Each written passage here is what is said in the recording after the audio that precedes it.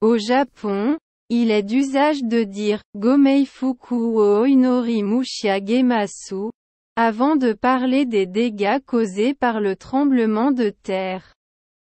Cette phrase exprime ses condoléances aux victimes et à leurs familles. Lors du récent tremblement de terre, il y a eu des victimes pour la première fois depuis le séisme de Hokkaido en 2018. En 2016, Kyushu a également connu un tremblement de terre majeur qui a provoqué l'effondrement du château de Kumamoto, faisant plus de 200 morts.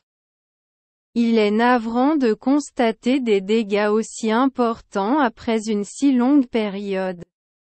Des tremblements de terre se produisent quotidiennement au Japon et ils ne sont pas rares. Cependant, il n'y a aucune raison d'abandonner le tourisme simplement parce que les tremblements de terre peuvent être effrayants. Le système ferroviaire a déjà été restauré depuis 1995.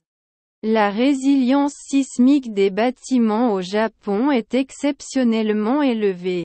Après le grand tremblement de terre de Hanshin-Awaji en 1995, les normes sismiques ont été renforcées et il est peu probable que les lieux où les gens se rassemblent s'effondrent facilement. Les touristes peuvent se sentir relativement en sécurité dans les centres commerciaux et les établissements publics. Il y a souvent davantage d'endroits qui restent debout même pendant les tsunamis. Si je ne pouvais pas évacuer en voiture lors d'un tsunami, je chercherais personnellement refuge dans un grand centre commercial. Même s'il y a de nombreux évacués, le risque d'émeute est quasi inexistant.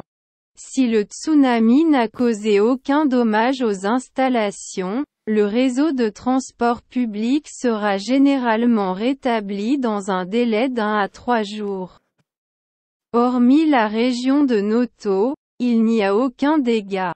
En particulier dans les zones comme Uwajima et les régions côtières, qui ont été fortement touchées.